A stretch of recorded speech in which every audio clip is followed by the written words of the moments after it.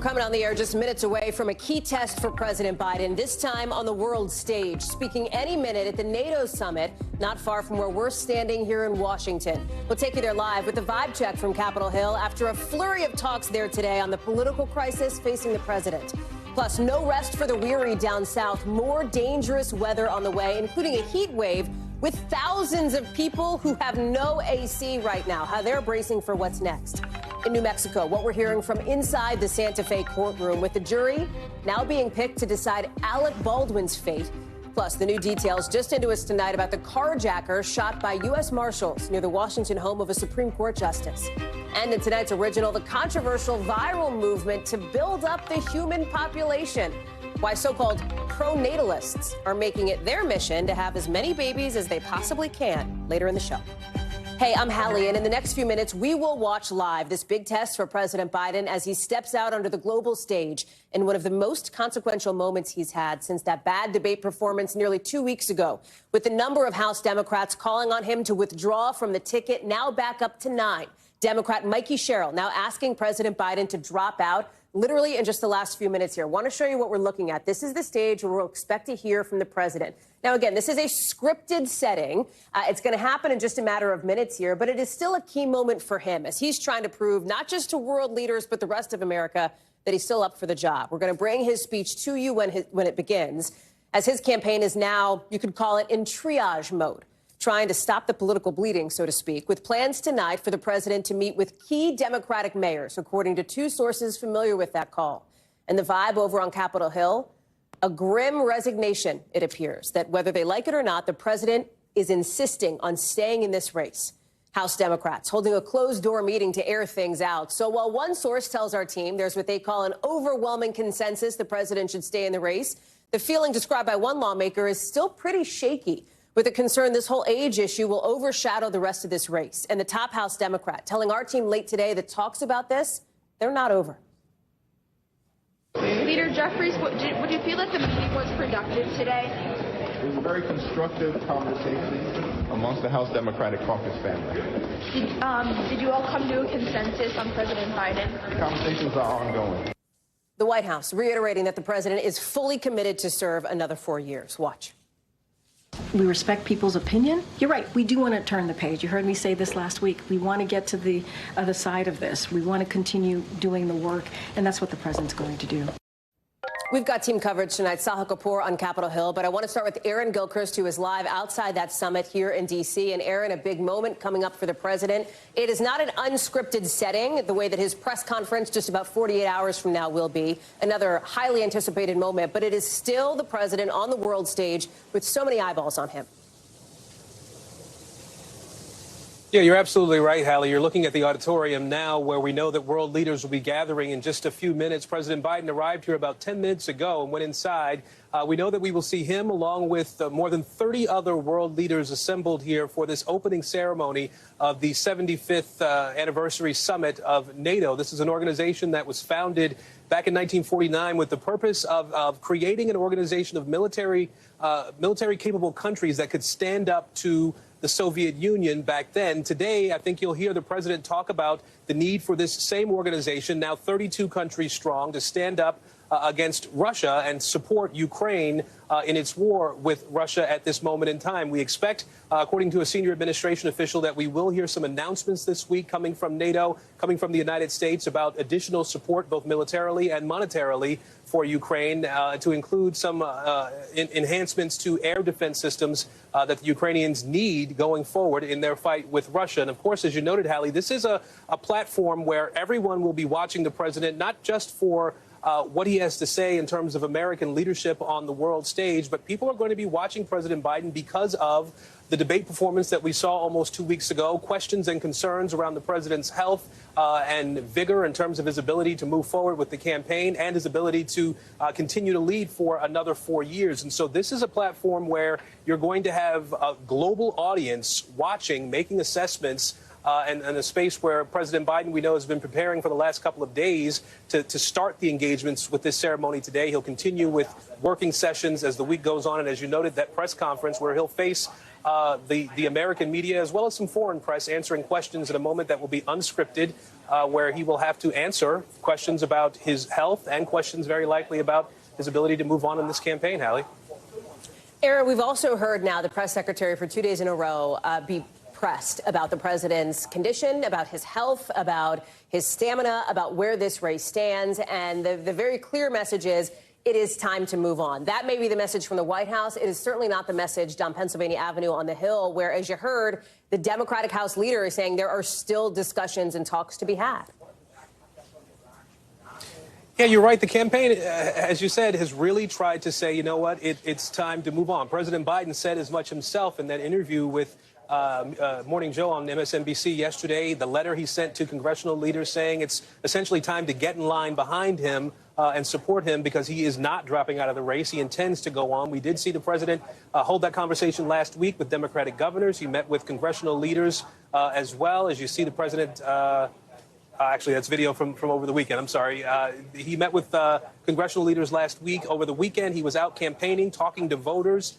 In addition to the conversation he had with the Congressional Black Caucus yesterday, we understand from sources that he will speak with Democratic mayors today. And so the president, the campaign would say, I think, is doing the work, right? He's out there both trying to reassure former supporters, current supporters, of his ability to continue to prosecute the case against former President Trump and his ability to win in November. At the same time, he's trying to just do the campaigning, the standard stuff that you would expect to see from a candidate at this point in the campaign cycle, and also running a country both domestically. Of course, the president, we know, spoke with the leaders in the Houston area after a hurricane came through that area, as well as talking with some media outlets there. So trying to do the work of the presidency as well, Hallie. Aaron Gilchrist live for us there outside where that summit is happening. I want to go to Sahil Kapoor now, who's been all over some of these developments from Capitol Hill. And listen, you've got Mikey Sherrill coming out in just the last couple of minutes, a Democratic lawmaker, obviously, member of the House, now the 9th Democrat in Congress to suggest that President Biden should withdraw from the race. All that said, there are still dozens of other members of the Democratic Conference who aren't going so far. And there seems to be this sense of grim resignation, that there's really not much they can do about it, so they might as well get on board. Is that fair? I think that's exactly right, Hallie. The grim resignation, I think, is a perfect way to describe how a lot of Democrats feel about this. I would say the vibes have shifted on this front in the direction in favor of President Biden remaining on the ticket, at least compared to what it looked like over the weekend when it seemed like the dam could break very quickly and there could be a flood of Democratic lawmakers calling on him, openly pushing him out. That has not happened. There are some who are public about him, saying that he should leave, who are a little bit more, quiet about that now. And there is one very notable exception to it. That is the Congresswoman you see on the screen there, Mikey Sherrill. She's a New Jersey Democrat, first elected in that blue wave of 2018, represents a swing district, just put out a statement moments ago, a long statement that's full of praise for President Biden, his achievements for defeating Trump the first time. She said she's heard from constituents that the stakes are too high. The threat of Donald Trump returning is too real to stay silent. And she says, quote, and because I know President Biden cares deeply about the future of the country, I'm asking that he declare that he won't run for re-election and will help lead us through a process toward a new nominee, unquote. Of course, this comes as Joe Biden is trying to stamp out that criticism among Democrats and convince them that they're stuck with him, that it's in their interest as well to, to support him, to strengthen the party up and down the ticket. Otherwise, their own re-elections could be in jeopardy. He's not saying that outright, but that is the message that many Democrats are receiving from the pressure campaign, and the firm, emphatic words from Biden that he's not going anywhere. Senate Democrats also met today for the first time in a room since that debate between Joe Biden and Donald Trump. A number of them said there are still concerns for Biden to address, but that, they're also not trying to push him aside. Let's take a listen to what some Democrats said. I've heard concerns from colleagues. The president needs to address them. What about the next 4 years? Is he going to be able to do the job? Well, that's a good question. I can't tell you. I hope we reach a point where that is a question we can ask. President Biden has been a really excellent president. He had a bad debate. Former President Trump had a horrific presidency. And one concern, Hallie, that Democrats have is what the impact of the top of the ticket, if Joe Biden's numbers do slip, will have on down ballot races with Democrats. So far, Democrats are really outperforming Joe Biden in key Senate races and in key House races. And there are a lot of people within the party who are really hoping that sticks. Has there been anything that surprised you today, Sahil, with the way that things have developed in your beat? I think the Mikey Sherrill statement was surprising, just as it seemed like Joe Biden was putting a lid on that criticism. Someone very prominent comes out. You know, she's been talked about as a potential future governor candidate for New Jersey.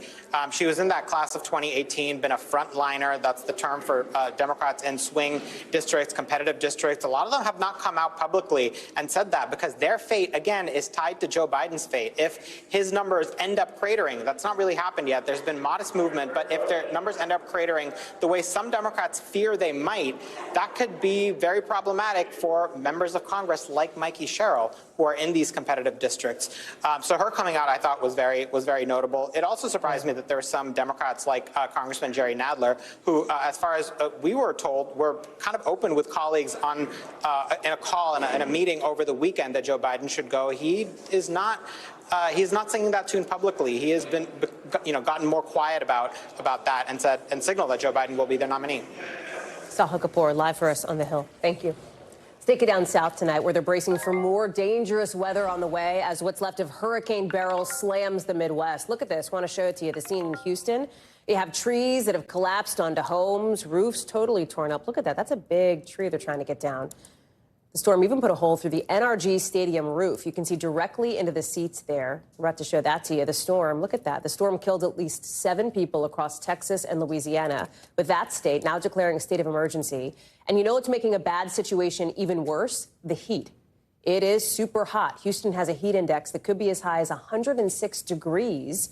But the National Weather Service warning people to be careful while they're out cleaning up. You can see people lined up trying to get gas at whatever station has power. Look at these lines. Some 2 million people across Texas are still without any electricity right now. That means no air conditioning, even with those temperatures as hot as what we're describing. New questions tonight, too, about whether at least one power company did enough to get ready for the storm. It's not just Texas baking right now. Cities out west are setting new all-time record highs during this heat wave we've been talking about. So think about the situation in Santa Barbara, California, with the lake fire only about 12% contained. Look at those clouds of smoke there. 26,000 acres of fire now burned through, and the firefighters in that heat doing what they can. Steve Patterson is live for us in California. Bill Cairns has the forecast, but I want to start with Priscilla Thompson in Houston because, Priscilla, it is a tough situation in Texas with the storm damage still a factor, and then this heat and no power making a bad situation even worse. Yeah, Hallie, there's a lot going on the ground here. First, I want to give you a sense of some of the destruction. We spoke to a family today that was inside this bedroom when this giant tree stump that you see here, there was a tree here. It fell right on top of the room that they were in, leaving that gaping hole, sending water pouring in. And so for that family, today was about trying to get crews out here to remove that tree so that they can get this roof tarped up and begin to think about what comes next. At the same time, you have some folks who didn't get any damage to their homes but are dealing with the loss of power. We are talking about more than 2 million people in Texas alone without power, the majority of them, some 1.7 in the Houston area. I spoke to one woman who had to go to a cooling center. She's in her 50s. She's diabetic, and she told me that the inside of her home felt like an oven, that she simply could not stay there. And I want to play for you some of what she had to say, and you can really hear her frustration with the situation. Take a listen. Every time we're always losing power. So it's not so much as the hurricane itself, it's the loss of power that's really hurting us. It just physically just makes you sick. Yeah. You know, to be in a hot house knowing that you have other complications from diabetes. What does it feel like in your house right now? It feels like an oven. I mean, even with the windows open. And so even folks who may not have sustained serious damage are dealing with that, potentially having to throw away food, which many people just did in May when they lost power for several days after a storm then. And so still a financial toll here for folks who even didn't suffer major damage. Hallie? We've just heard from the acting governor of Texas, who's standing in while the governor, Greg Abbott, is out of the country, with the lieutenant governor promising today there's going to be a review into one electric company because of how ready it was. Explain that, because it seems like it could be a big deal. Yeah, so he said that he has a lot of questions about when they began to move resources in, how many resources were brought in, and that is CenterPoint Energy. They're responsible for a lot of the electricity here, the bulk of it here, and we heard from them in a release saying that they did not expect this storm to impact Houston as much as it did, and so they said that the track changed. But what the lieutenant governor said is that we always knew all along that this was coming to Houston and that perhaps they should have been more prepared, but right now the focus really is on just restoring the power and then beginning to look at some of those issues. And especially, I should note, because the death toll has now ticked up from 7 to 10, with those 3 additional deaths being from carbon monoxide poisoning and 1 person who died when their oxygen machine died, the battery died. So hoping to avoid any more deaths as a result of this heat and people trying to use generators and things like that to power their homes. Hallie? Even hours later, the storm continuing to be deadly. Priscilla, thank you. Steve Patterson is joining us now with more on the fire out west. And Steve, couple of issues, not just the heat where you are, but also some of the terrain where this fire is burning. It's just tough to get to. It's very tough to get to. You're talking about 26,000 acres now, by far the largest of these fires, more than 20 of them burning across the west, 6 of them over 1,000 acres. This one is huge, 2,400 firefighters on this thing. But as the fire acreage has grown, so too has the containment. It was 8% yesterday. It's 12% today. And when you hear it, because you're right, it is burning in steep, jagged, rugged terrain, very inaccessible, very difficult to get to. When you hear that, though, the first thing you should think, though, is that it must be burning away from communities, because it is very deep now in Los Padres National Forest, which means, yeah, there are still some structures that are threatened. There are ranch communities, including one famous one, Neverland Ranch, still, or formerly Neverland Ranch, still threatened by this fire, although firefighters say they've pushed it mostly away from there. Still several communities threatened, but it is away from these population centers, right? Like, it's not going to burn Santa Barbara at this point. They've got it cordoned off to a pretty favorable position. It's burning to the northeast. I spoke to the Forest Service this morning. They're happy with where the front of the fire is. And they've been able, because the winds have died down somewhat, to get some airdrops, water drops on top of the fire. So it's obviously, it has to be an aerial attack because of how deep in the forest it is. It's also because it's burning so deep and it's much harder to get to. It means that one ember, one wind gust, you can create a whole new front of the fire. So a number of things that firefighters are worried about, all of it exacerbated, as all of these fires, by this incredible heat dome that we're all still under. This is like day 6, day 7, miserable conditions for firefighters to fight with, and especially because it supercharges the flames themselves. These fires aren't going anywhere. Hallie? Steve Patterson, thanks for your reporting. Bill Cairns, let me bring you in here. Hopefully just a matter of hours or at least a couple of days where at least some parts of the U.S. could get a break from that heat dome, right? Yeah, we're peaking, but it's not really going to get, I mean, we go 118 to like 115 or 113, you know, so it's like. Doesn't feel awesome, right? Yeah, it doesn't feel awesome, but we'll stop breaking records at least. So, yeah, we're almost up to half the population in our country is under a heat advisory, heat warning, and that's pretty extraordinary. All of the West, except right along the coast, and it's been very humid. It hasn't been excessively hot on the East Coast, but the humidity levels just make it feel absolutely miserable. Earlier today, at one point, Washington, D.C. had a heat index of 111. That's come down a little bit as the humidity's dropped a little bit, but the temperature's still 98 degrees right now at Reagan National Airport. New York City, it was hotter, but they had a little sea breeze come in, but no such luck in Raleigh, Savannah, Miami. Houston, by the way, it feels like 101 right now in the shade where Priscilla was standing. And as we look towards tomorrow, more of the same in D.C. You know, not much is going to change anytime soon in the east. If anything, the humidity levels will go up and the temperatures are going to go down in some cases. But look at this, you know, D.C., you get one break on Friday, 84, but it may pour and like be super humid. But look at like Atlanta, 96, and Nashville gets up near 100 degrees on Saturday. So you get the picture. There's not a lot of relief. And we're still dealing with these bands of from Beryl. Yesterday, we had 14 tornadoes reported. We've got 1, 2, 3 tornado warnings at this time. We've had one confirmed tornado with here. And as we watch these, we continue to track them to the north. This one near Morganfield did drop a tornado near Uniontown, Kentucky. We're waiting to hear if there was any damage there. It looked pretty bad on radar, but we don't have any ground truth observations. But heading towards Black, this is in southern portions of Ohio here, just across the river, and then off towards Greer, another tornado warning too. So, Hallie, another very active afternoon and evening, not to mention at least 33 new record highs are being set in the West. You got a busy stretch ahead of you, Bill. Thank you for all that you're doing. I want to take you down to New Mexico now with jury selection for Alec Baldwin's manslaughter trial off to a little bit of a slow start. with prosecutors and the actor's attorneys narrowing down the list of people who will decide whether the death of the cinematographer on the set of the movie Rust was Baldwin's fault. Remember, he's charged with involuntary manslaughter related to the shooting death of Helena Hutchins. Baldwin and his attorneys say Baldwin did not pull the trigger. He says a gun misfired a bullet. But if jurors decide unanimously that he is responsible, he could get up to a year and a half in prison. Chloe Malas is following it all live from Santa Fe. She's joining us now. And Chloe, here we have one of the highest profile trials, I should say non-political trials of the year, right? And it's happening in the town where you are, in Santa Fe. Talk us through the developments in court today. You're a couple of hours behind us, so it's still very much ongoing.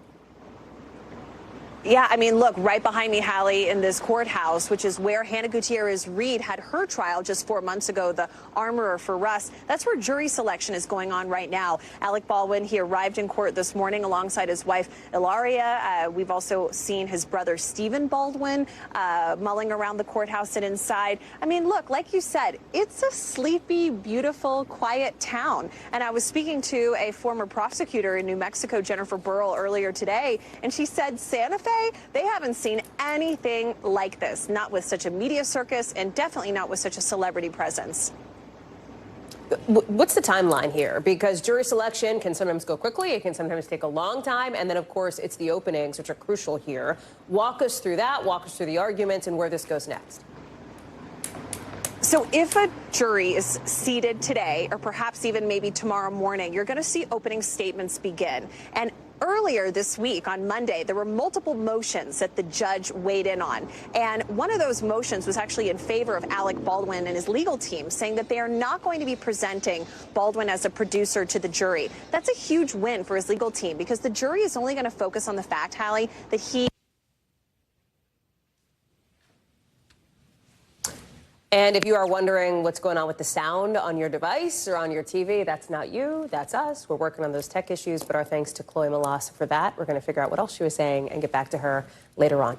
I want to tell you more about an incident tonight here in Washington where a deputy U.S. Marshal guarding the home of Supreme Court Justice Sotomayor allegedly shot a suspected carjacker who tried to take his car.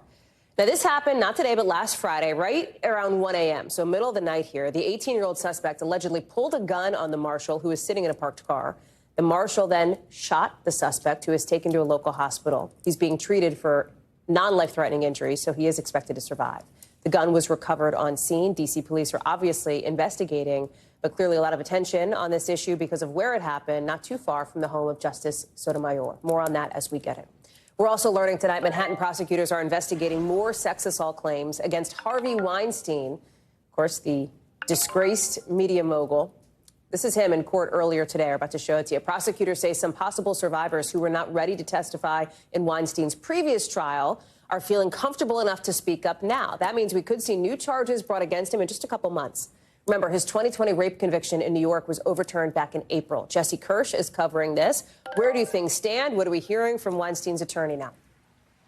Yeah, so, Hallie, what came out in court today is that there are multiple women who were not involved with the formal charges from the 2020 case that are accusing Weinstein of rape, according to prosecutors. And so the expectation is that prosecutors are planning to file new charges, and that could be coming as soon as this fall. As far as Weinstein's defense team's reaction to all this as it played out in court today, the defense team is accusing prosecutors essentially of stalling and saying that there is not a case here at this point. Remember, in recent weeks, Weinstein's conviction from 2020 for rape in New York was overturned. So the defense team is at this point arguing that there is no case and that this is something that is somewhat of a stall tactic. The defense says they are ready to go to trial far sooner than when prosecutors are planning to. The defense suggesting September. The defense suggesting September. Prosecutors pointing toward November as a potential trial. Here's part of what we heard from the defense team earlier today. We want to go to trial. Harvey wants to clear his name. He didn't rape anybody. He's innocent of these charges, and he's confident a new jury will find that. And so all of this comes again after that conviction from 2020 was overturned in New York, and there is still an outstanding appeals matter in California for a separate trial that played out in that state. So a lot still in play in the legal system for Harvey Weinstein, who, according to our producer, Adam Reese, appeared to be quite gaunt and frail in court today. His defense team speaking to numerous health issues and pointing to that, again, as someone who's been behind bars for years now and is essentially his defense team arguing that this needs to be sped up. Hallie. Jesse Kirsch, thank you very much for that update. We've got a lot more to get to here on the show, including coming up any minute now. We expect to hear from President Biden in Washington. This is a live look at that NATO summit. Stay here for the latest on that front. We're going to bring you the speech as soon as it begins. But first, new concerns over yet another scare in the air, what it could mean for the next time you fly. That's next.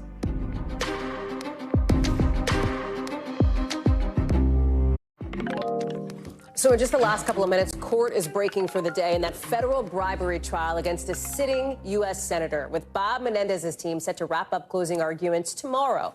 That's after they started their close today, basically trying to make the case that prosecutors are only telling a story, that they haven't actually proven anything or provided any evidence tying the cash and the gold bars found in the senator's home in New Jersey to bribes that he allegedly received. This is after the DOJ spent hours in their closing arguments painstakingly going through those 18 federal counts against Menendez one by one, laying out what prosecutors describe as the work of a, quote, corrupt politician who gave out political favors in a quid pro quo. Menendez faces a bunch of serious charges here: bribery to wire fraud to illegally working on behalf of a foreign country, all of it stemming from political favors he allegedly promised to friends and businessmen in exchange for some pretty fancy gifts, like a new Mercedes, gold bars, cash found stashed throughout his house in Jersey. The senator denies all wrongdoing. NBC's Tom Winter has been following this case for us, and there's been one thread that has run through the defense's arguments over the last 9+ weeks. We did it 2.5 months ago when we set the stakes for this case and this trial, and we're talking about it again now. And this is the blame the wife defense, essentially. Has the defense put forward strong enough evidence, either in their closings or in the trial, to support that in the view of the legal experts you're talking with?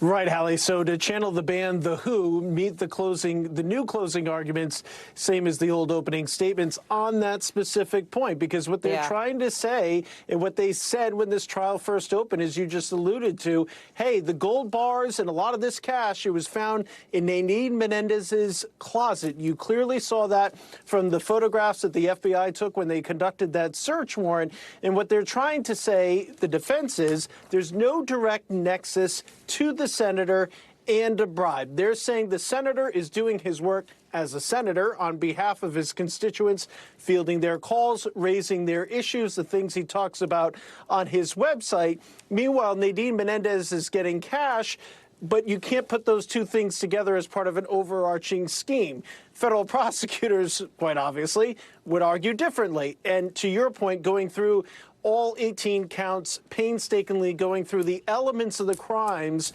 walking the jury effectively through what will be the form that they'll get to a point where they vote guilty in this case.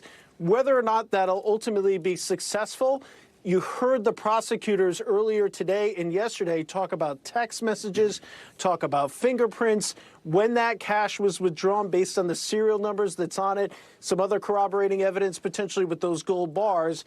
So I think legal experts think that as far as this case goes, there's probably enough for jurors to make a short leap to guilty, but ultimately they'll decide. And of course, the senator and the two other co-defendants have steadfastly maintained their innocence, Hallie.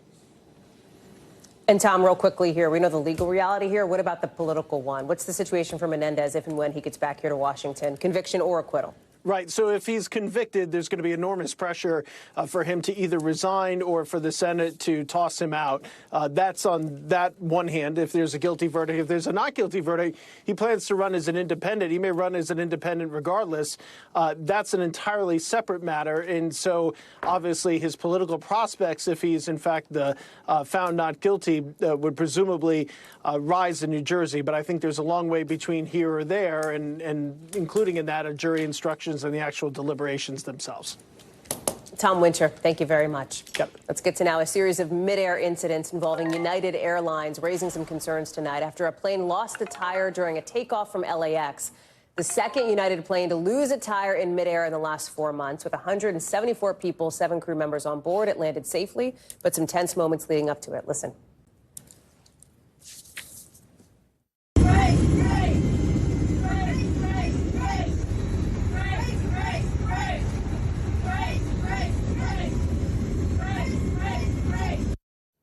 Oof, always tough. You never want to hear flight attendants saying brace, brace, brace. There was also an incident in Syracuse as well. Let me bring in Tom to talk through all of it. The Syracuse situation, a near midair collision. What happened? Yeah, this is not United Airlines. This was an inbound American Airlines that was trying to land in Syracuse yesterday morning. The control tower had apparently cleared a Delta Airlines to depart from the same runway that the American Airlines was trying to come in on. Now, you may recall that we had a very close call over Austin. And let me just be clear. This is the other. Right there. This is the United. This is the video, not United. Syracuse. Can we play that again? Yeah. Because this is police dash cam video showing the close call over Syracuse. Take a look. You're going to see us circle the close call. 2 planes, an American plane and a Delta plane, coming very close to each other. Wow. What had happened was the American plane coming in on runway 28, but there was a Delta plane that had been cleared to take off on runway 28. And the tower told the American pilot, by the way, who caught the error, the American pilot said, wait a minute, do you already have somebody taking off on 28? So the tower said, go around, wave off. The American pilot did. Thankfully, everybody was safe. This was a very close call. We believe that there was only 700 feet distance between these 2 planes. And the FAA is now trying to figure out. Put that into context. I mean, that's like looking out and you can see the plane. Well, here's the problem. One plane's below the other, so you could not see the plane below you. Yeah, okay. That is dangerous. Right there, that's dangerous. The question is, why did this happen? Was it a controller error? Yeah. Was it a pilot error? The FAA says it's looking into how this happened. I think you've got to be wondering whether controller error played a role. And explain that.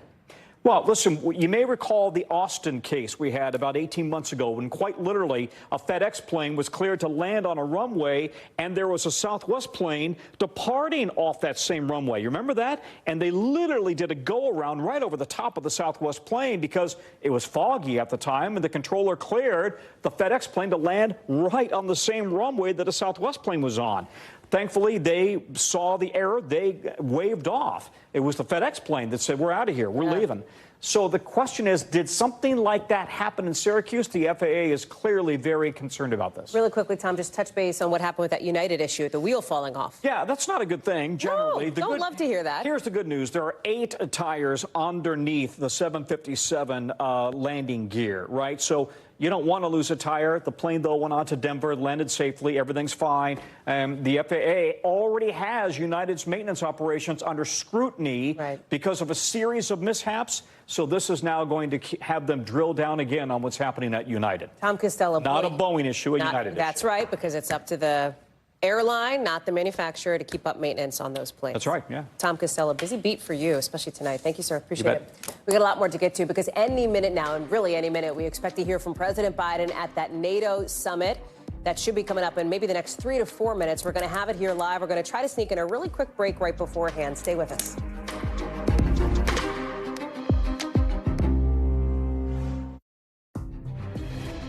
We are back here on NBC News Now with some breaking news. You are now seeing the head of NATO speaking at that summit, not far from where we're sitting here in Washington, D.C.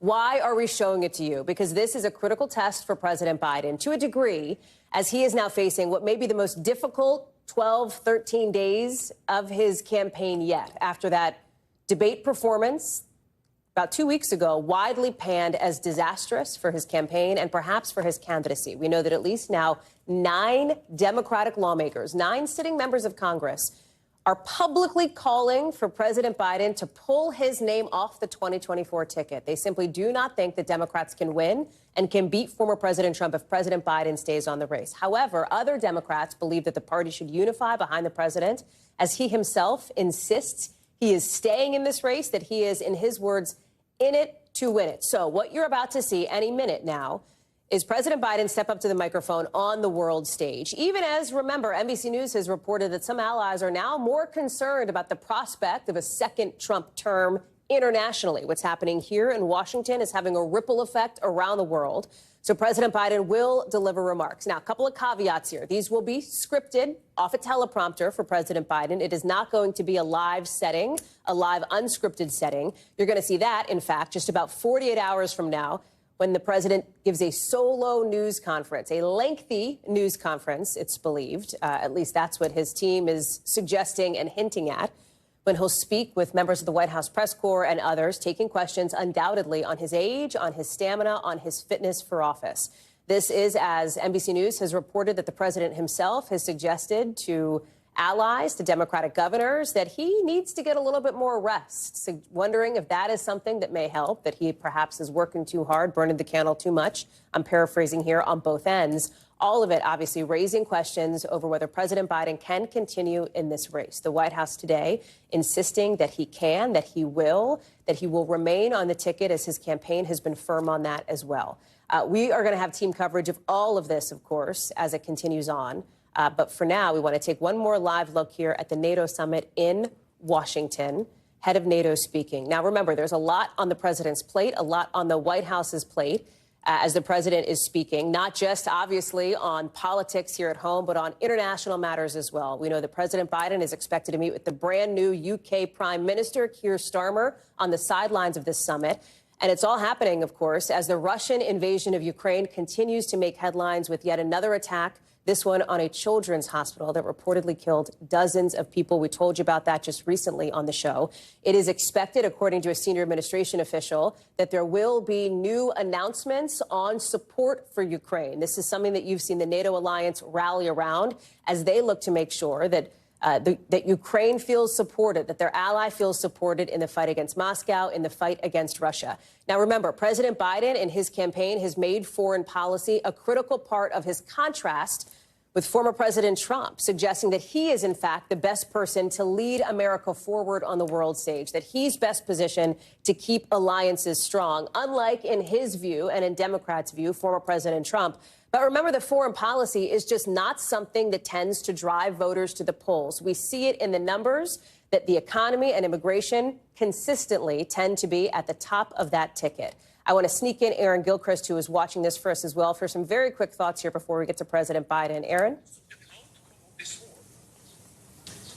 Yeah, Hallie, we've been listening into the opening ceremony of the NATO summit here. That is right now you're looking at Jens Stoltenberg, the Secretary General of NATO, speaking at length here about the history of NATO, its value as a global alliance, in the sense that this is creating a defense mechanism for European countries and other countries that are part of the North Atlantic. This venue that we're standing in front of now, where you see the Secretary General speaking, is where the original NATO treaty was signed. The Washington Treaty, as the Secretary General referred to it, the North Atlantic Treaty Organization, formed with the 12 original countries coming together to say that there was a need to be able to create this defense organization that could stand up to the Soviet Union. Secretary General Stoltenberg, in the last couple of minutes here, has been talking about the current threat that Russia poses, not only to Ukraine, he said, but to other countries that are a part of the NATO alliance, other countries in Europe, and obviously the Canadians and the Americans are a part of this alliance as well. And so today, I think what we're going to see after the Secretary General finishes speaking is President Biden take the lectern here and also talk about the history of NATO and the value that NATO has today, and his role as the American president, as the head of state here, in making sure that that alliance is strong. President Biden has spoken several times, particularly over the last several weeks, about the standing of America on the world stage and his efforts to reinvigorate the standing of the United States on the world stage, and his efforts to grow the North Atlantic Treaty Organization. We know that there have been 2 countries this year that were added to NATO, and now we expect to hear from the president.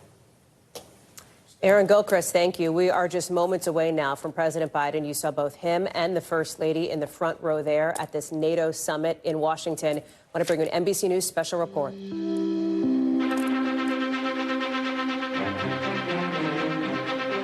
This is an NBC News special report. here's Lester Holt. We are coming on the air with breaking news in Washington, where President Biden is set to speak at a high-stakes summit with world leaders. The president hosting leaders from NATO to celebrate its 75th anniversary and shore up support for the war in Ukraine. But the international summit comes as the president contains domestic fallout here at home. Democrats still weighing whether to replace him as the party's nominee after his debate performance against former President Trump. And today's summit being viewed closely as a major test as he insists he is not leaving the race. I want to go straight to our senior White House correspondent, Kelly O'Donnell. Kelly, what can we expect from the president here? Well, this is a world stage moment in his own backyard here in Washington, D.C., with 38 leaders of the NATO nations and other partner nations who are here. And certainly all of them in individual and group meetings will also be taking a measure of the man. Some of them, they have known him over the years, even decades. Others, like the United Kingdom's new prime minister, newer to the world stage with Mr. Biden. But a chance to assess how they think he is doing.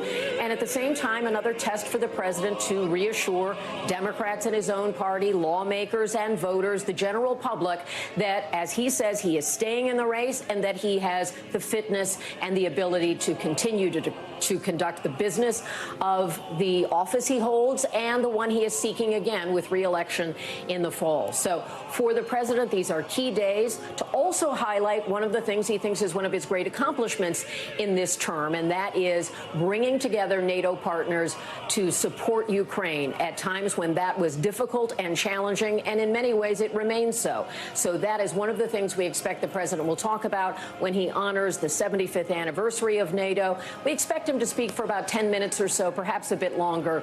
That, too, will be notable because all of his public remarks since the debate have been watched with great scrutiny. All right, Kelly, Lester? we'll have you stand by. Let me bring in senior Washington correspondent Hallie Jackson. Hallie, it's hard to imagine folks don't watch moments like this, speeches like this, without applying a sharper degree of scrutiny on the president's words and actions. Yeah, particularly after what has happened over the last couple of weeks. And that goes, Lester, likely for viewers at home, but also for lawmakers on Capitol Hill, with tonight at least 9 Democratic members of Congress publicly calling on President Biden to withdraw. Remember, this is a scripted setting for him. It is not that live, unscripted, impromptu setting that you're going to see in about 48 hours at that potentially lengthy press conference where he will undoubtedly be peppered with questions about his age, about his stamina, about his fitness for office at this moment, Lester.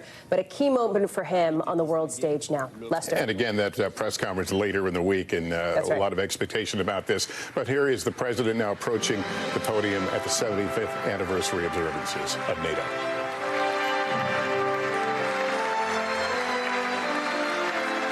Good evening.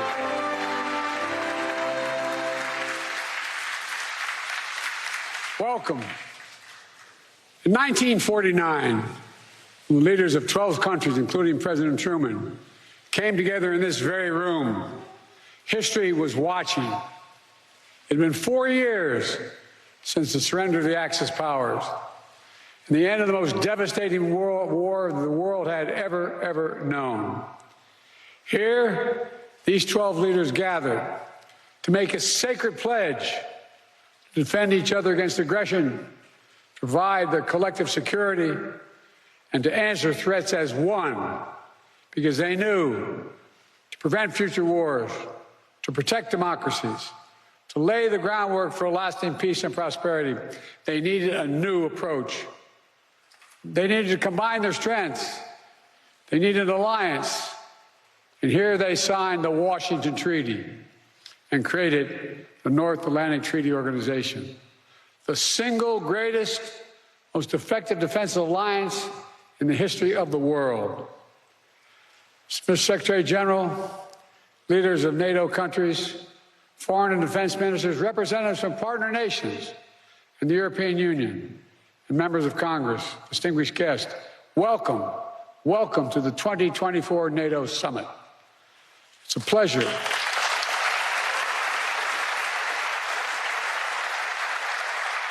It's a pleasure to host you in this milestone year, to look back with pride at all we've achieved and look ahead to our shared future with strength and with resolve. Together, we rebuilt Europe from the ruins of war, held high the torch of liberty, during long decades of the Cold War. When former adversaries became fellow democracies, we welcomed them into the alliance. When war broke out in the Balkans, we intervened to restore peace and stop ethnic cleansing.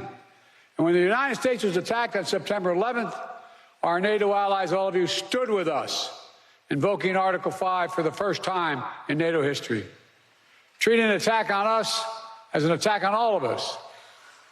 A breathtaking display of friendship that the American people will never, ever, ever forget. Through all this history, when great changes occurred, people would ask, can NATO adapt? And every time we proved we could adapt, and we did, evolving our strategies to stay ahead of threats, reaching out to new partners to increase our effectiveness. And here with us today are countries from the Indo-Pacific region. They're here because they have a stake in our success, and we have a stake in theirs. Today, NATO is more powerful than ever, 32 nations strong. For years, Finland and Sweden were among our closest partners.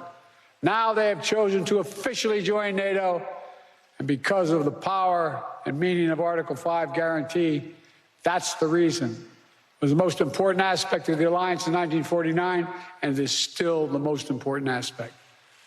I'd also note, Finland and Sweden joined the alliance not just because their leaders sought it, because their citizens called for it in overwhelming numbers. Remember, NATO's character is fundamentally democratic, always has been and always must continue to be. And today, NATO is better resourced than it ever has been. I want to pause on this because it's significant. In the year 2020, the year I was elected president, only 9 NATO allies were spending 2% of their defense GDP on defense.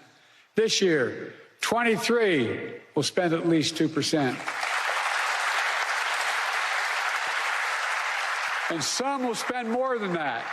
And the remaining countries that have not yet reached that milestone will get there soon. This remarkable progress, proof that our commitment is broad and deep, that we're ready, that we're willing, we're able to deter aggression and defend every inch of NATO territory across every domain: land, air, sea, cyber, and space. My friends, it's good that we're stronger than ever, because this moment in history calls for our collective strength. Autocrats want to overturn global order, which is by and large kept for nearly 80 years and counting. Terrorist groups continue to plot evil schemes to cause mayhem and chaos and suffering. In Europe, Putin's war of aggression against Ukraine continues, and Putin wants nothing less than Ukraine's total subjugation, to end Ukraine's democracy, to destroy Ukraine's culture, and to wipe Ukraine off the map. And we know Putin won't stop at Ukraine. But make no mistake, Ukraine can and will stop Putin.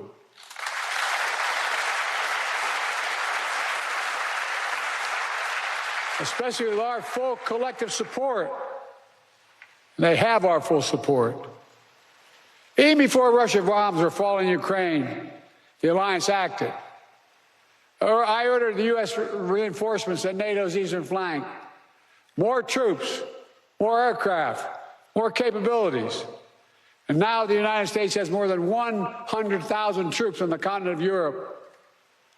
NATO moved swiftly as well, not only reinforcing the 4 existing battle groups in the east, but also adding 4 more in Bulgaria, Hungary, Romania, and Slovakia, essentially doubling NATO's strength on the eastern flank. Together, we've built a global coalition to stand with Ukraine. Together, we provided significant economic and humanitarian assistance. And together, we've supplied Ukraine with weapons it needs to defend itself: tanks, armored fighting vehicles, air defense systems, long-range missiles, and millions of munitions. The United States and nearly 24 allied partners have signed bilateral security agreements with Ukraine, and more countries will follow. Today, I'm announcing an historic donation of air defense equipment for Ukraine. The United States, Germany, the Netherlands, Romania, and Italy will provide Ukraine with the equipment for 5 additional strategic air defense systems. And in the coming months, the United States and our partners intend to provide Ukraine with dozens of additional tactical air defense systems. The United States will make sure that when we export critical air defense interceptors, Ukraine goes to the front of the line.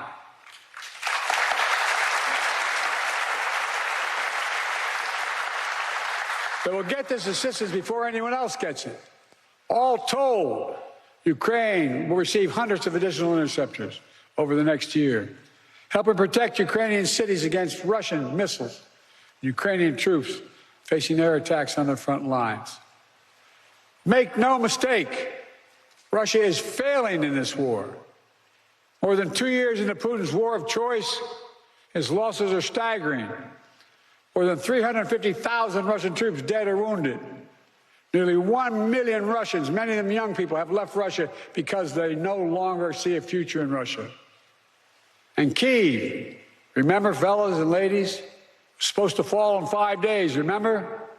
Was still standing 2.5 years later and will continue to stand.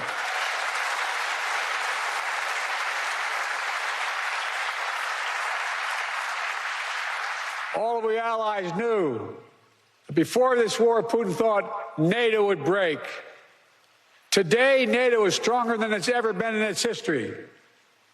When this senseless war began, Ukraine was a free country. Today, it is still a free country. And the war will end with Ukraine remaining a free and independent country. Russia will not prevail. Ukraine will prevail. Ladies and gentlemen, this is a pivotal moment for Europe, for the transatlantic community, and I might add for the world. Let's remember, the fact that NATO remains the bulwark of global security did not happen by accident. It wasn't inevitable. Again and again at critical moments, we chose unity over disunion, progress over retreat, freedom over tyranny, hope over fear. Again and again we stood behind our shared vision of a peaceful and prosperous transatlantic community.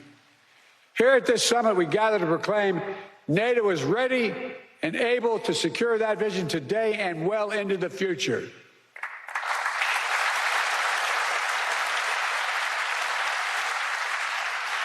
Let me say this. An overwhelming bipartisan majority of Americans understand that NATO makes us all safer. The fact that both Democratic and Republican parties are represented here today is a testament to that fact.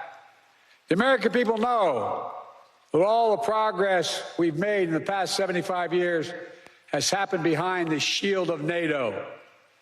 And the American people understand what would happen if there was no NATO. Another war in Europe, American troops fighting and dying, dictators spreading chaos, economic collapse, catastrophes. Americans, they know we're stronger with our friends. And we understand this is a sacred obligation. As President Reagan put it, and I quote, "If our fellow democracies are not secure, we cannot be secure. If you are threatened, we are threatened. If you're not at peace, we cannot be at peace."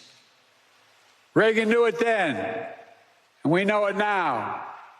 Our nations will continue to keep faith with what we pledged in years to come. Now, if you'll indulge me, I'd like to end my remarks in a slightly unusual way. NATO is an alliance of nations, but also made up of leaders. And one person in particular has done an extraordinary job leading NATO for the last decade. Secretary General Stoltenberg, would he come forward?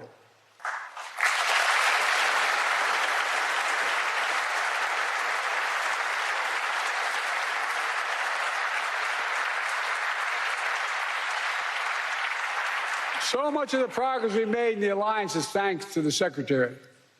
He's a man of integrity and intellectual rigor, calm temperament in a moment of crisis, a consummate diplomat who works with leaders across the political spectrum and always finds a way to keep us moving forward. Secretary, you've guided this alliance through one of the most consequential periods in its history. I realize, I was talking to your wife, I personally asked you to extend your service. Forgive me. And you put your own plans on hold.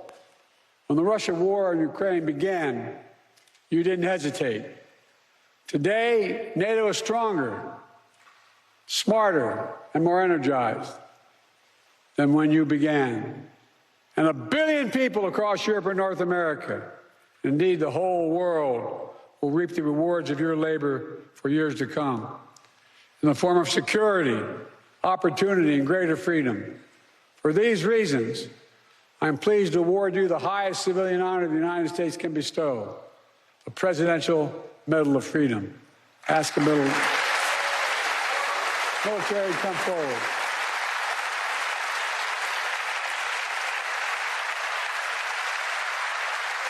I'm asking to read the citation.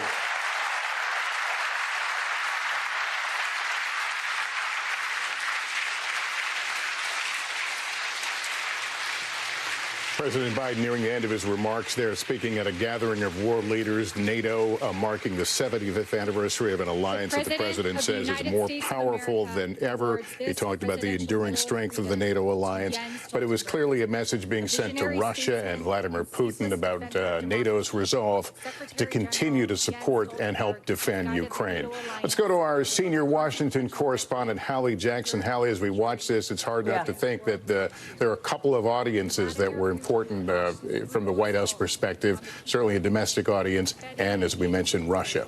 You said it, Lester. That's just what went through my head as you described the message to Russia that President Biden very clearly wanted to send with that announcement, of course, of additional help to Ukraine and those air defense systems, making very clear to Moscow, to Vladimir Putin, that NATO stands with Ukraine and will continue to do so.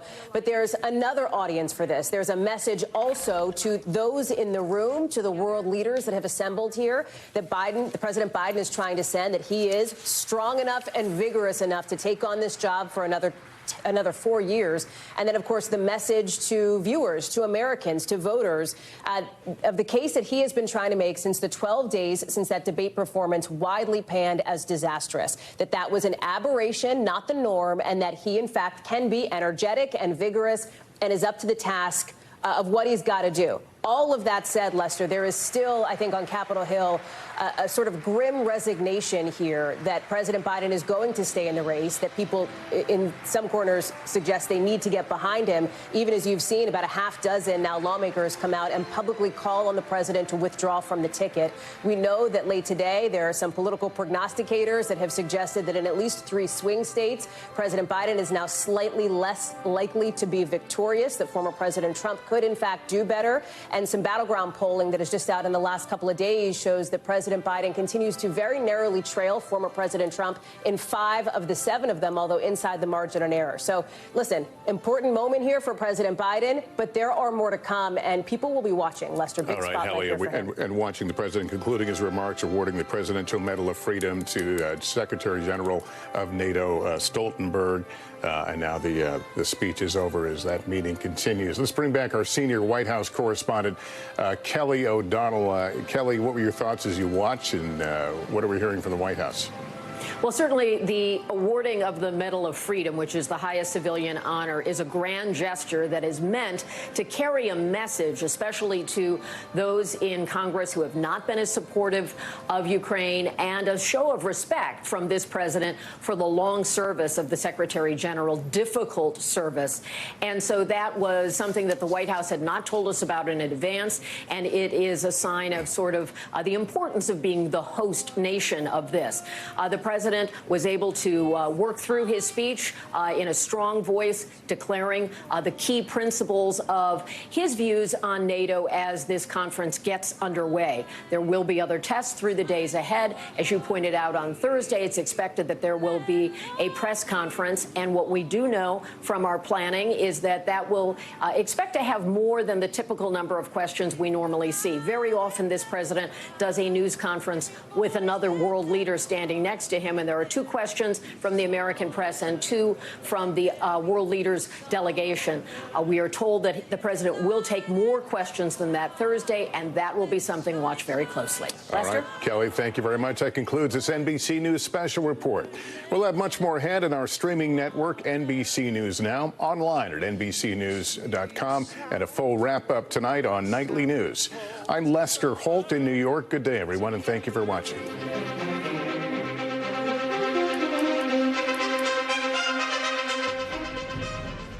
You've been watching that NBC News special report as President Biden makes those remarks to world leaders at the opening of the NATO summit. Clearly, the president appearing energetic, appearing forceful, against the backdrop, of course, of his campaign now in triage mode, delivering a message not just to the world audience, but the domestic one, trying to stop the political bleeding, so to speak, with plans tonight for him to meet with some key Democratic leaders, mayors, according to a couple of sources. And now the number of House Democrats calling on him to step aside up to 9.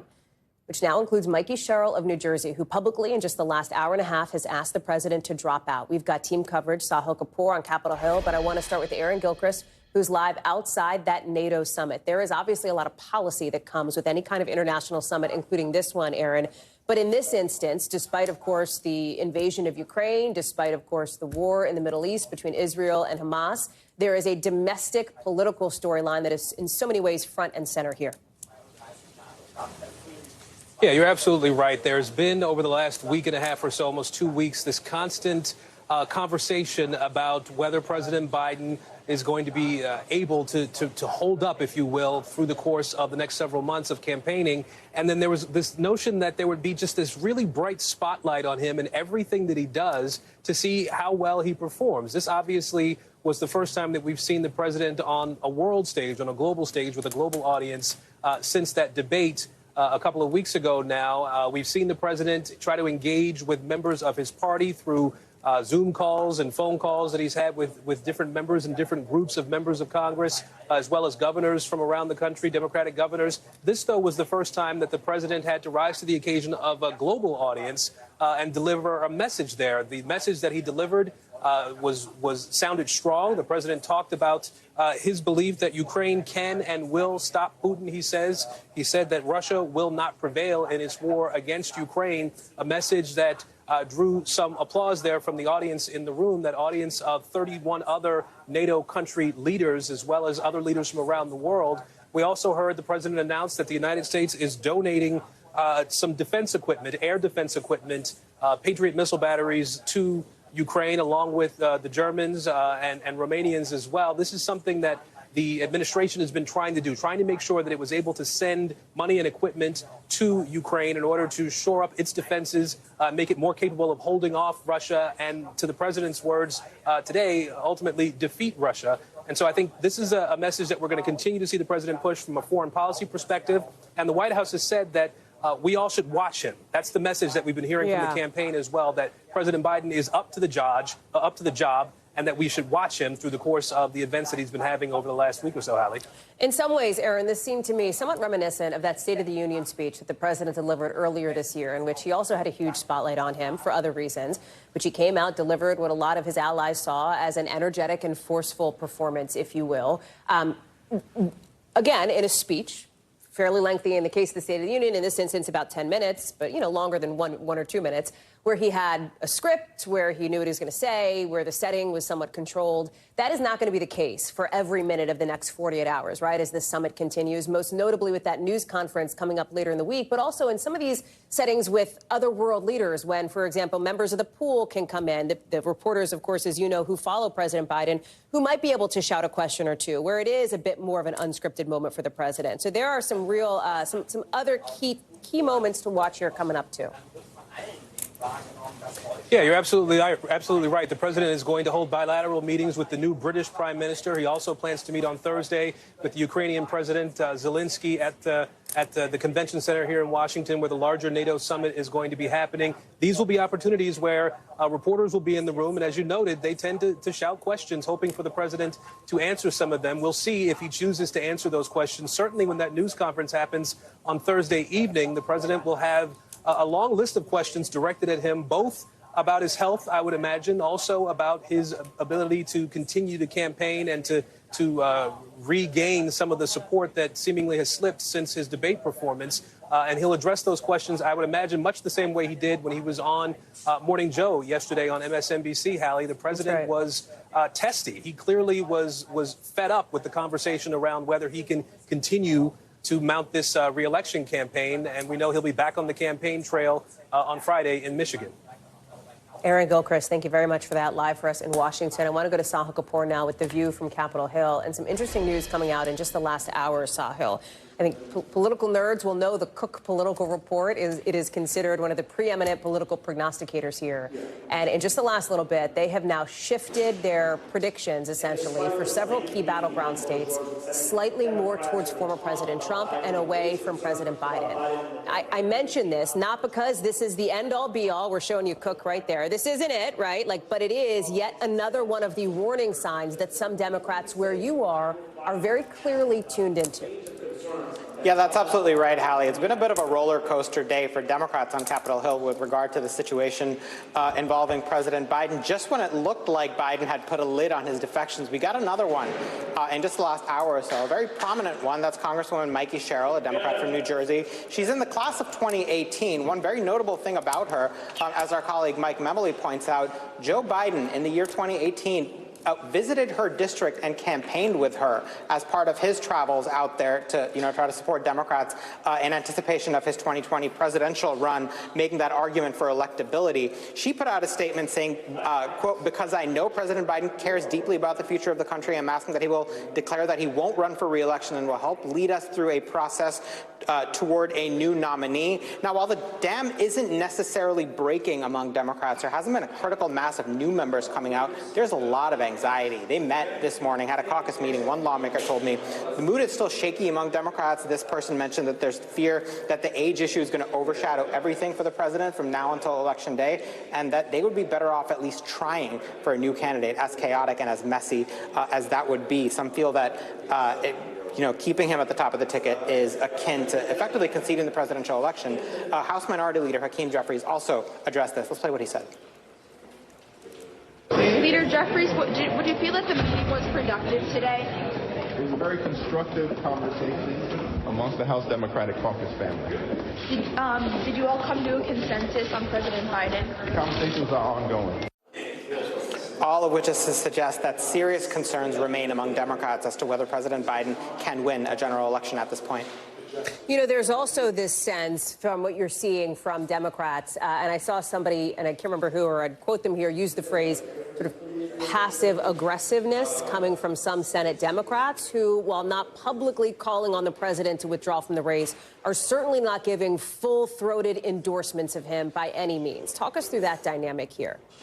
Yeah, there's deep hesitation among Senate Democrats about Joe Biden's candidacy at this point. And one polling average that I looked at just in the last few minutes showed that Joe Biden's head-to-head numbers with Donald Trump have dipped 2 points in Donald Trump's direction since that debate. That's a very short amount of time. Remember, the last two presidential elections were decided at the end of the day by much less than 2 points. In fact, much less than 1 point, Hallie. And Senate Democrats are concerned because it's very rare to see ticket splitting. In the last two presidential elections, both 2020 and 2016, just one senator of all the races has won the state where the presidential candidate of their party has lost. That's Susan Collins in 2020. So Democrats at the Senate level have very good reason to fear that there could be a drag on the ticket. Sahil Kapoor, thank you very much. They're live for us on Capitol Hill. Lots to watch on the political front, but also a lot to watch down south and in the Midwest on the weather front, with more dangerous and extreme situations on the way here, including possible tornadoes. I want to show you this. Look at the scene in Houston after Hurricane Beryl ripped through. You see that tree? That's a huge tree collapsed onto that house. In other places, roofs are ripped off. This is NRG Stadium. Look at the hole in the roof. You can see straight through down to the seats below. The storm has been deadly, killing at least 7 people across Texas, with word tonight that at least 3 others have been killed in the subsequent heat wave and power outages because of complications from that. And in Louisiana, that state's governor is declaring a state of emergency. We talk about the heat. That's making a bad situation worse. The National Weather Service is telling people they got to be careful But part of the issue, what are you looking at now? Cars, they're lining up to try to get gas, to get to a gas station, to try to get something to run their generators, to obviously be able to travel if they want to get out of the town. But think about it. People don't have power. They have no AC. They have no way to keep their food cold in their refrigerators at this point. So obviously an extremely concerning situation. It's not just Texas baking in this heat either. Cities out west are also seeing problems. All-time record highs, in fact. And look at the situation in Santa Barbara. Wildfires, one of them. Look at that. The lake fire that has burned up some 26,000 acres. And the terrain, it's really difficult to get through. I want to bring in now Steve Patterson, who's live for us out west. Priscilla Thompson's in Houston. Priscilla, I want to start with you because I'm looking behind you. There is damage almost everywhere you look. And now with these power outages, with this heat wave, concern that it could get even worse. Yeah, Hallie, a lot going on here, and I'll zoom in on just one story here in Houston. There was a couple that was inside this bedroom when this tree stump that you see here, this tree, giant tree, snapped, and it went right into their roof. You see that massive hole that is there today. So this family spent their day trying to work with crews to get that tree removed so that they can hopefully put a tarp on their home and prevent any further damage. And so that's what we're seeing today, a lot of cleanup. But there are also, as you mentioned now, just under 2 million people across the state of Texas without power, trying to figure out how they're going to stay cool in this triple-digit heat. We were at a cooling center earlier today talking to folks. I met a woman, Tracy, in her 50s with diabetes, and she is just completely frustrated by the power situation. Listen to what she had to say about what's going on. Every time we're always losing power. So it's not so much as the hurricane itself, it's the loss of power that's really hurting us. It just physically just makes you sick. Yeah. You know, to be in a hot house knowing that you have other complications from diabetes. What does it feel like in your house right now? It feels like an oven. I mean, even with the windows open. So the heat and the loss of power certainly compounding the issues that folks are dealing with on the ground here. Hallie? Priscilla Thompson, thank you very much. Steve Patterson, let me go to you because out there it is the heat and it is the fires that are obviously causing so many problems. Yeah, and it's the same thing. It exacerbates every situation that we have. More than 20 major fires burning across the state. At least 6 over 1,000 acres here in California. One of them, of course, the Park Fire. This fire has been incredible. It is burning near Santa Barbara, the Lake Fire, excuse me, not the Park Fire, the Lake Fire. Now 26,000 acres, 2,400 firefighters on the front lines. All of them are dealing with the fact that it's extraordinarily hot. It's not getting any easier. That fire, though, also in very difficult terrain, burning in areas in which it's very inaccessible to get to. So they have to use airdrops, which is also difficult because we're in red flag winds. So it's like one thing begets another thing, begets another thing. And it's all exacerbated, again, by the intense amount of heat. It feeds the flames. It dries out the grass. The grass turns into fuel. The fuel catches on fire, and the heat keeps feeding the fire that's burning. Right now, 26,000 acres again, 12% contained, which is good. They are getting progress on it, and they're keeping it away from community centers, from population centers, from large amounts of people, which is good. It is burning in areas where they have new evacuations, though. Those people, just maybe 100 or so. I mean, these are areas which are very rural and ranch-like. They're trying to keep it away from sort of a community of ranches. If it burns any further to the south, though, it will be in a population center. So that's their primary mission. They have to hit it from the air. And this is the case with many fires that are burning. There are several. A lot of them now have containment on them. But again, because it is so hot, all it takes is a gust of wind, a spark from one of these fires, and you've got a new front to the fire. And we've seen this happen over and over and over again. Something like 300,000 acres have burned so far this year alone since June. That is extraordinary to think about when you compare that to last year. It is way, way more than we had, which may mean a historic wildfire season moving into when it really gets hot and heavy, which is like the fall, and the winds really start to pick up. So firefighters obviously dealing with it, thousands of them on the front lines, and it is very tough when you're in this kind of heat. Hallie? Steve Patterson, thank you so much. We're learning tonight more about an incident where a deputy U.S. Marshal guarding the home of a Supreme Court justice allegedly shot a suspected carjacker. Aaron McLaughlin is joining us now with the latest on this. We're talking about Justice Sonia Sotomayor and this incident that went down not far from her home here in Washington. What do we know? Well, Hallie, Hallie, what we know, according to a source with knowledge of the investigation, that this attack appears to have been random, a random carjacking attempt. It happened in the early morning hours of July 5th, about 1 o'clock in the morning, just hours after the 4th of July celebrations here in the Capitol. In this area that I'm standing now, that is when, according to court documents, 2 U.S. Marshals were parked in unmarked vehicles in this area. The suspect approached one of the vehicles with a gun, attempted the carjacking. The U.S. Marshal opened fire, shooting the suspect several times, some of those bullets hitting his face. He survived, now being treated in the hospital, has yet to enter a plea. But as you may know, Hallie, carjackings have been a persistent problem here in the Capitol. Speaking to local residents, they say they were not surprised at this attack. Take a listen.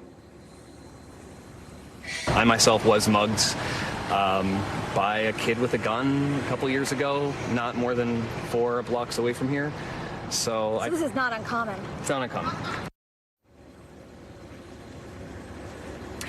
Now, while you heard that resident there just say this is not uncommon, the number of carjackings here in Washington, D.C. is down due to a concerted effort by law enforcement to prevent this, down some 60% compared to last year's spike. But clearly authorities have some more work to do. Hallie. No kidding. Aaron McLaughlin, thank you very much for that. Let's take you to New Mexico now with jury selection for Alec Baldwin's manslaughter trial off to a little bit of a slow start, with prosecutors and the actor's lawyers narrowing down the list of people who will decide whether or not the death of the cinematographer on the Rust movie set was Baldwin's fault, at least in part. Remember, he's charged with involuntary manslaughter related to the shooting death of Helena Hutchins. You see her here. Baldwin and his attorneys say that Baldwin did not pull the trigger. He says the gun misfired a bullet, one that was never supposed to be in the gun to begin with.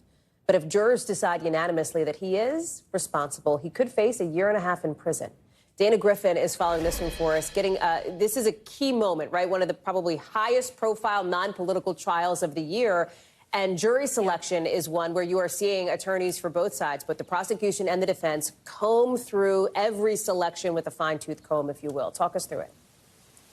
Absolutely. And when you talk about high profile, this isn't a case where they are looking for jurors who have never heard of actor Alec Baldwin or never read or seen media material about this case. In fact, that question came up, and out of the 70 jurors, potential jurors that were questioned, everyone's hand went up except for 2 that have heard this case. So their goal is to find jurors who, despite what they know about the actor and despite what they know about this case, if they can be impartial and weigh strictly the evidence in this case. So again, about 70 prospective jurors have been assembled. They are still going through that question and answer phase as we speak. They anticipate seating a jury of 12 people plus 4 alternates sometime today. And we've also seen Alec Baldwin as he showed up this morning. We've seen his family, his wife Hilaria, also Baldwin's brother and actor Stephen Baldwin has been spotted inside that jury selection room. They were allowed to come in and witness this process. Right now, that process is closed to closed off to cameras. So we do have a reporter in there taking notes, but we can't see exactly what's going on. But they're just being asked a ton of questions about whether they own guns, whether they have a concealed carry weapons permit, whether they like or dislike the actor, and just other things to just gauge whether or not they would be a good fit for this trial. Hallie? Talk about the timeline here, because I think the expectation is that it could last for potentially the next couple of weeks here. Obviously, the opening arguments, the opening statements are going to be really critical here. Yeah, so they have allotted 8 days for this case, about 5 or 6 for the state and about 2 or 3 for the defense, depending on how long it takes to get through this. And I think that we'll get through it because there was a key decision that came down yesterday that really helped the Baldwin case, because the jury will only get to weigh evidence against Alec Baldwin, the actor, not Alec Baldwin, the producer. So that limits evidence that they can introduce during this case. So it may shorten their time frame here. And the judge said, hey, we got to get through this, and they hope to have it done by July 19th. Hallie? Dana Griffin, thank you very much for that. Appreciate it. Just before we came on the air, with Dartmouth College saying it suspended 2 fraternities after the death of a student, according to a spokesperson. You see him here. Police say they found the 20-year-old student's body Sunday afternoon by the docks of the Connecticut River after he'd been last seen the night before. Officials are looking into whether hazing may have played a role in his death. The university and police say they don't know why he died, but that they do not think foul play was involved. Emily Aketa is following this one for us. There's only been a preliminary investigation so far, but what's it telling us?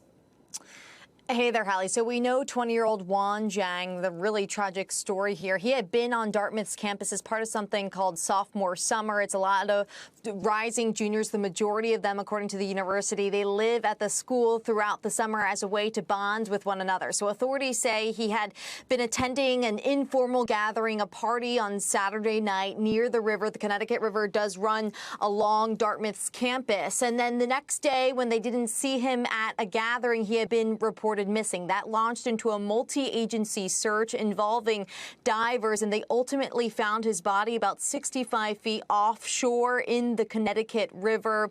Right now, as you had mentioned, they're still looking into the cause of death here. They didn't expect any kind of foul play. However, the police chief, he did say that there is evidence of alcohol involved and that they are also, among other things, looking into the possibility of hazing here. As you mentioned, we are just learning from the university that they are suspending 2 Greek organizations, including Zhang's, his fraternity, Beta Alpha Omega. Beta, by the way, had already been on probation because of earlier violations. And if this is a topic, we know that hazing has gripped so many college campuses for decades, and there have been so many efforts to curb some of those incidents. However, it's actually been several years since a hazing death actually happened. While they're still looking into Zhang's cause of death tonight, the university is saying he is being remembered for his enthusiasm both in his personal and academic pursuits. He was a biomedical engineering major.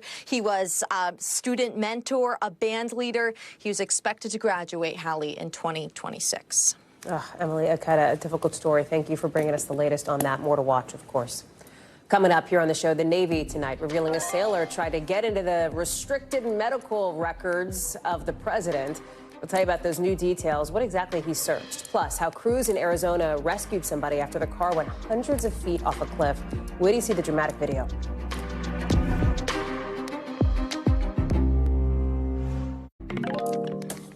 We are learning tonight Manhattan prosecutors are looking into additional sex assault claims against Harvey Weinstein, of course, the now infamous disgraced former media mogul.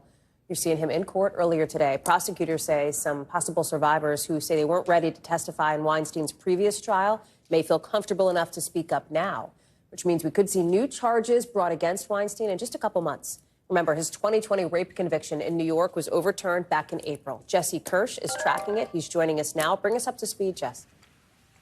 Yeah, so Hallie, today in court, prosecutors revealed that they are looking into claims of rape from multiple women. These are new allegations that have not been tried in that previous trial in New York.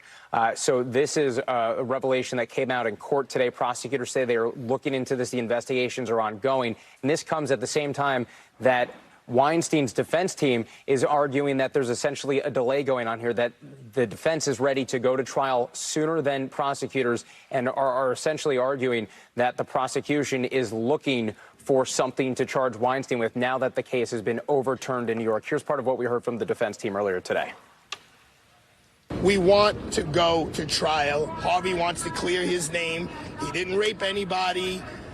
He's innocent of these charges, and he's confident a new jury will find that. All of this is playing out, Hallie, as Weinstein continues to have a case being reviewed for appeal in California, and so he remains behind bars. Our colleague Adam Reese, who was in court earlier today, says that Weinstein appeared to be frail, gaunt, and his attorney continues to list off several medical issues that the disgraced former movie mogul continues to face, Hallie. Jesse Kirsch, thank you for bringing us up to speed on that. Let's get you over to the 5 things our team thinks you should know about tonight. Number 1, officials in New York City say they're charging a man with concealment of a corpse after a woman was found dead in a sleeping bag on the sidewalk. This is the scene here when a mob tried to attack the man while officers cuffed him. He has not been charged with murder yet. The city's mayor today calling the woman's death inhumane.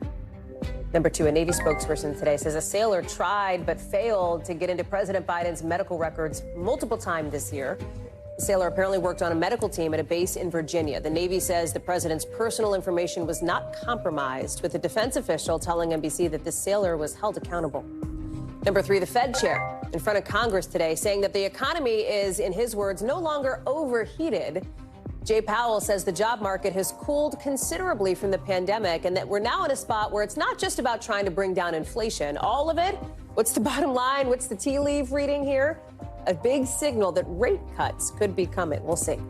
Number 4, crews in Arizona. Look at this, rescuing a driver after his car fell 200 feet off a cliff. So this is a look at firefighters, first responders rappelling down the mountain. They lower a rope to help lift him up. This is the moment you're watching here. He was then transferred to a helicopter. It's still not clear what his condition is. Number 5, our first look now at the adorable new pair of giant pandas making themselves right at home at the San Diego Zoo. It's a 4-year-old male on the left, 3-year-old female on the right, and these pics have gone viral, thousands of likes on Instagram. And the puns are punning too. I can't bear the cuteness. Do you get it? Somebody else wants to know when we'll get an exact date, when you can actually go and see them for yourself. The zoo says we're going to have to wait just a few more weeks. In just the last hour or so, court is breaking for the day in that federal bribery trial against a sitting senator, with Bob Menendez's team set to wrap up closing arguments tomorrow. After arguing today, the prosecutors have simply told a story that they haven't actually proven anything, that they haven't provided any evidence tying cash and gold bars found in the senator's New Jersey home to bribes he allegedly received. It all comes after the DOJ, after prosecutors spent hours in their closing arguments painstakingly going through those 18 federal counts against Senator Menendez one by one, laying out what they describe as the work of a, quote, corrupt politician who gave out political favors in a quid pro quo.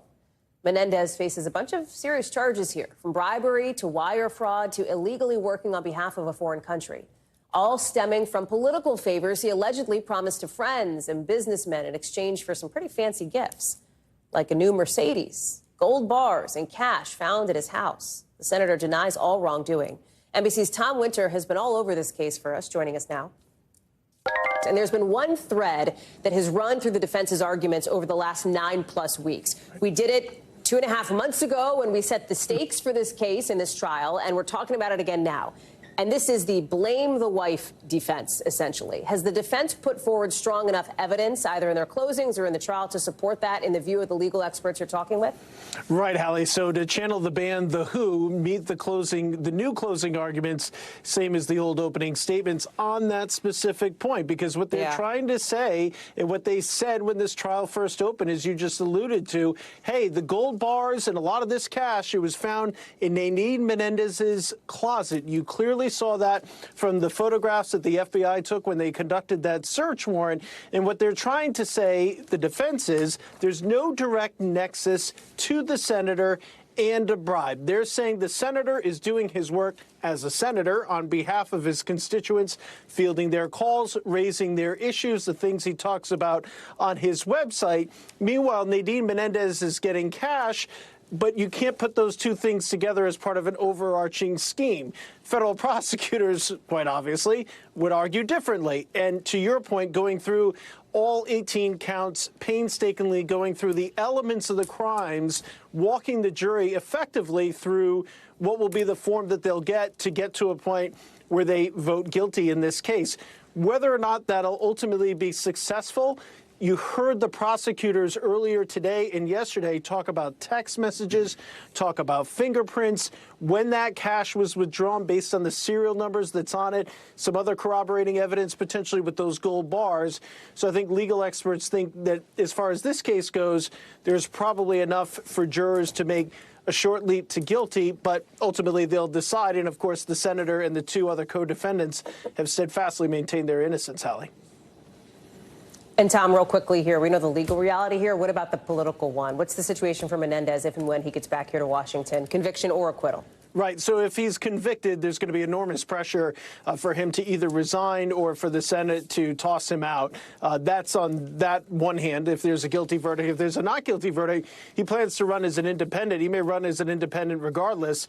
That's an entirely separate matter. And so obviously his political prospects, if he's in fact found not guilty, would presumably rise in New Jersey. But I think there's a long way between here or there, and including in that a jury instructions and the actual deliberations themselves. Tom Winter, thank you very much. When we come back, former President Trump getting ready for a rally in Florida. Who's set to speak on the same stage with all those rumors swirling about a possible VP? In fact, we'll tell you who's already spoken. Plus, what we're learning now about the arrest order out for the widow of Alexei Navalny.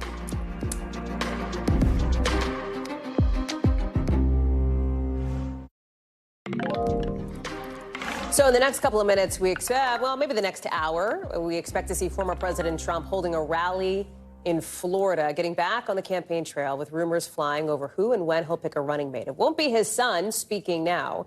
You see him there, Doral, Donald Trump Jr. But rows were blocked off up front for people, including guests of this person, Senator Marco Rubio, who is, in fact, on that short list for VP contenders. No big announcement yet, that is for sure. Last we heard, the search was narrowed down to these three, Governor Doug Burgum, Senator J.D. Vance, and Senator Rubio himself.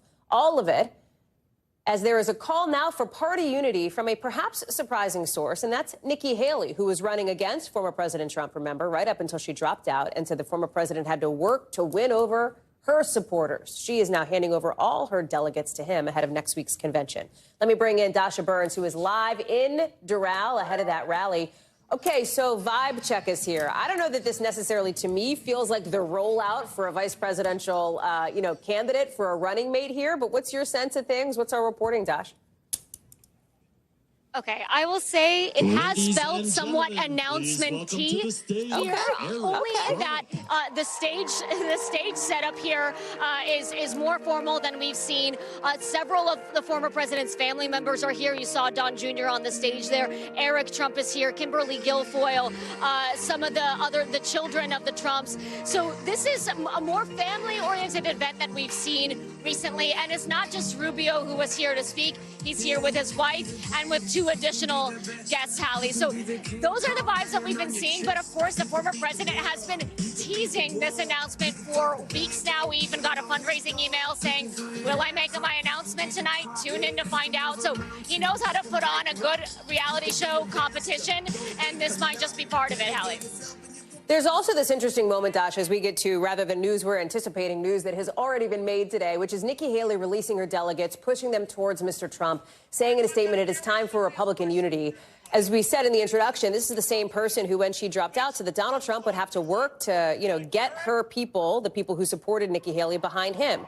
He really hasn't shown any visible signs of doing that. Nikki Haley, as far as we know, is not even invited to the convention in the first place. It seems like this says a lot about Donald Trump's grip on the party here from the few detractors that he had previously left. Yeah, that's exactly right, Hallie. I mean, the dissenters are gone. They're done. It's all Trump all the time now. The question, though, is what happens with those Haley voters, the people that voted for her, especially those that voted for her when she was already out of the primary. They came out, they voted for a candidate who was no longer in the race, and they did that to send a message that they were unhappy with their choices. The Biden campaign is going after those voters, and the Trump campaign is going after those voters. What will Nikki Haley's move, giving him the delegates, saying, look, this is your show now, I'm not invited, that's okay by me? Will that influence any of those voters who are still nonetheless frustrated, Hallie? Dasha Burns, live for us there in Doral as Eric Trump speaks. Dasha, thank you. Let me go to Chuck Todd now, our political managing editor, of course. Chuck, let me bring you into the conversation. All right.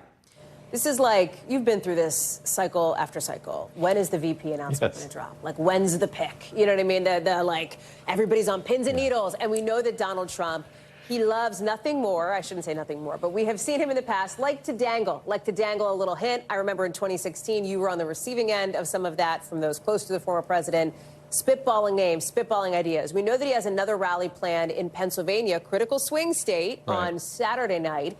Help us read some of the tea leaves here. Break it down. Well, look, I saw Dasha's note, and I thought it was a great observation. That was her, anytime, what was our first rule to any reporter? Anytime you see an event, you see something at an event you don't normally see, flag us. And she did, right? Yeah. Wait a minute. There's all these reserved seating for all of Rubio's family.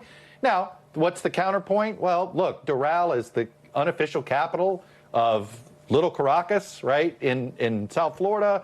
This is an important local political event for Republicans running. There's alternative explanations, right, for all of these things. But the weirdest thing about him doing it tonight, and you never know, is why would you help Biden out right now? That's right. Like, it's so funny you say. I just want to jump in. Yeah. We're in a group, we're in the group chats. We're always in the group chat. And I said the same thing. I said, it would be so interesting if he did this tonight, because right now President Biden is having a very difficult news cycle, right? I mean, just a very... Why come out and do anything to distract from that if you're thinking tactically, as perhaps this campaign may be? Well, but the thing is, what did you and I learned with Donald Trump? He doesn't always think tactically, right? He doesn't always do that. He maybe he doesn't like the fact that he's not getting enough attention right now. Hey, look at me, right? That would be the alternative reality explanation if for some reason he did it tonight.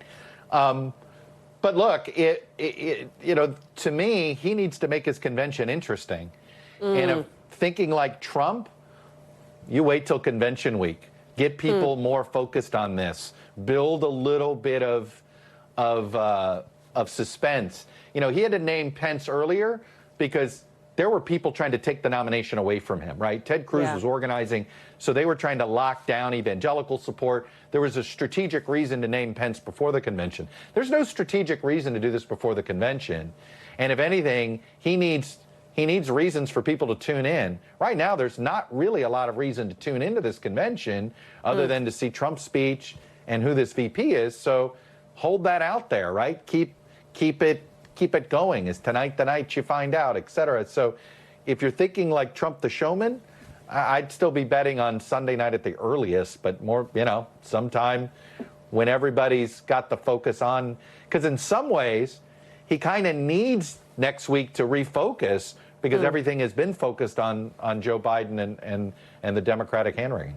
Does a late Veep announcement give him time to get the ball caps made and the yard signs done?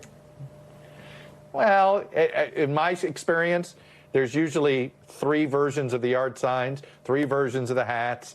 It's really fun. I think there are some Gore Kerry signs from 2000 that never got used. So, there can be collectors on. You know how they send the losing championship T-shirts that they make right after somebody? They make them for both teams. The losing teams end up in another country when people need giveaway T-shirts. Chuck Todd, we're glad to have you with us. We'll be looking for much more from you, of course, as our convention coverage picks up later in the week and next week, of course. Chuck, thank you. Appreciate it. NBC News covers hundreds of international stories every day, and because it can be tough to read or watch or listen to them all, our teams around the world have done it for you. Here's a look at what they're watching in a segment we call The Global. Out of Panama, officials there are putting in place barbed wire fencing along the Darien Gap to try to block migrants headed to the U.S. But some videos circulating online seem to show migrants just going under them. A spokesperson for the White House National Security Council tells NBC News the U.S. was not behind that fencing. Out of Russia, there's an arrest order out now for the widow of Russian opposition leader Alexei Navalny. Yulia Navalnaya currently lives overseas, abroad, not in Russia, and a court in Moscow ordered her arrest on charges of alleged involvement in an extremist group if she ever returns to Russia. She has accused Vladimir Putin of her husband's death of being behind it, and she's pledging to keep up his political activities. Russian officials have denied any involvement in the death of Navalny. Her spokesperson says the court's ruling is a recognition of her merits. And out of French Guiana, a European-built rocket is lifting off today. Ariane 6 will carry a bunch of small satellites and other spacecraft. About $4.5 billion have been put into this rocket program. The European Space Agency oversees it, getting contributions from like a dozen different countries. The launch has been postponed for years over technical issues and the pandemic and the war in Ukraine. Coming up, why one couple going viral now says the future of the world depends on them and others having a lot more kids. More on the pronatalist movement coming up in our original.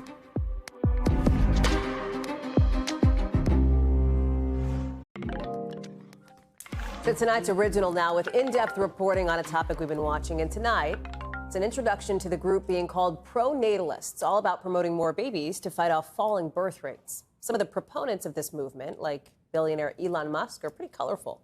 But some critics are concerned that they're not just promoting more babies, but certain types of babies, with some critics even going so far as to call this movement, quote unquote, hipster eugenics. Maura Barrett went to Pennsylvania for this story that's going viral. 4 kids in 4 years. And Malcolm and Simone Collins have plans for many more. 12, 14. I will definitely keep having kids until I can't have kids anymore. So either a surgery is going to go terribly wrong and I'm going to have my uterus out, or for some reason frozen embryo transfers stop working. The Collins use IVF to have all their children, hoping to have about one baby per year, alternating the sex of the children every 2. The couple is becoming the poster family for the pronatalism movement, on a mission to play a part in repopulating humanity, concerned over potential economic drag or even destruction due to low rates of fertility.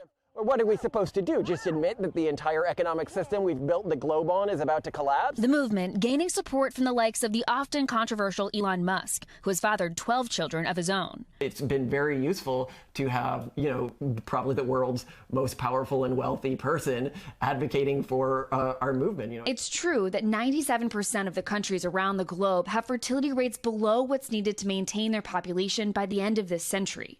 Various countries have tried to solve for this.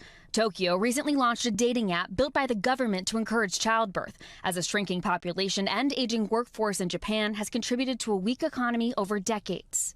And most low fertility countries around the world introduce measures like tax incentives and paid paternity leave to make childrearing cheaper and fight falling birth rates, according to a 2021 UN report. But pronatalists want Americans to take action now and are injecting themselves into the center of America's culture wars. Like Britt Benjamin, who argues it's not government policy that will solve this problem, but families prioritizing more children. I'm not sure that there is a policy or some sort of nudge that the government can do, aside maybe from lowering taxes. I really do think it's more about our attitudes. Critics of this movement say the pronatalists don't simply want to promote more babies, but certain types of babies.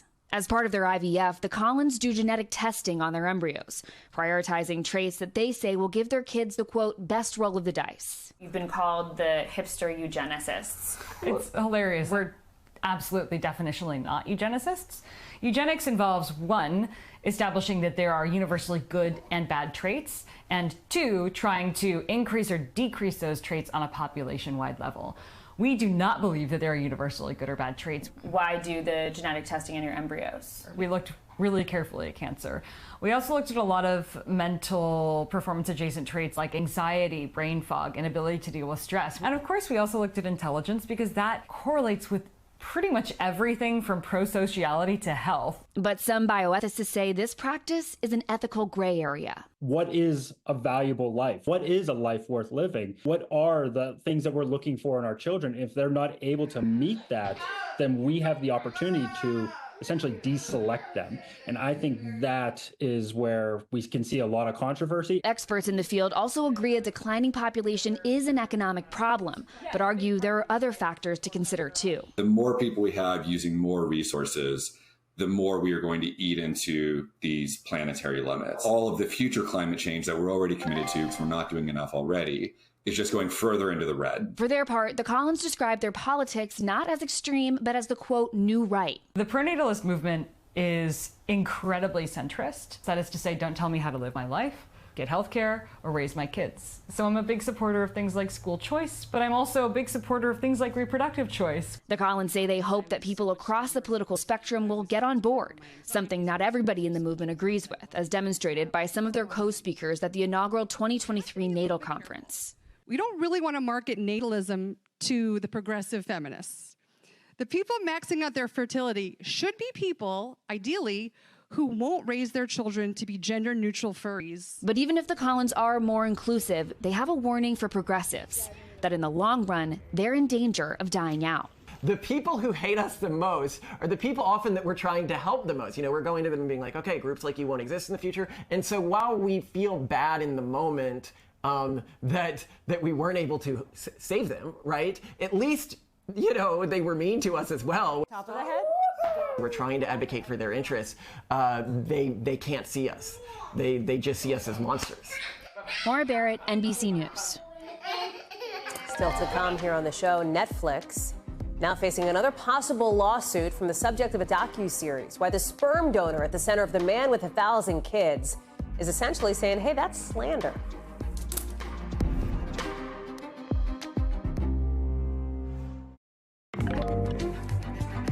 Netflix bracing tonight for a possible lawsuit over its latest hit docuseries, The Man with 1,000 Kids.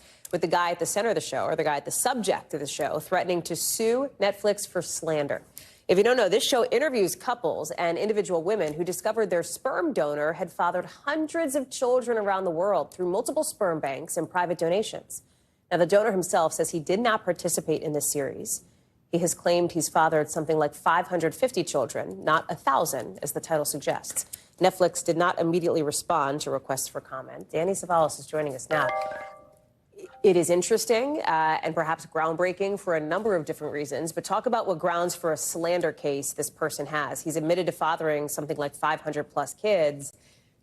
You know, Netflix, the title of the show is 1,000 kids. Like, to help us understand this.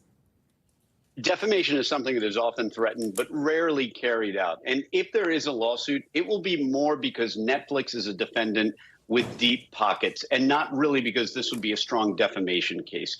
You need a false statement that causes someone harm.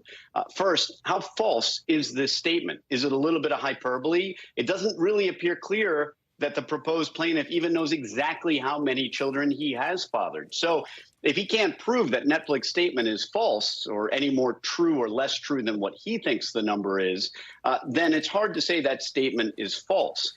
Then you have to prove damages. What are the damages? What's the difference between people thinking you fathered 500 kids and 1,000 kids? There's no real difference in my mind in terms of damages. Oh, I was hurt so much more because you thought I fathered 1,000 and not 500. It's a long shot. The only reason this will ever be a case is because of the defendant. That's why most defamation cases go nowhere. It's usually somebody online talking badly, and they have no money to pay a judgment. What about the legalities, considering that this sperm donor is Dutch and there are laws limiting sperm donors in the Netherlands?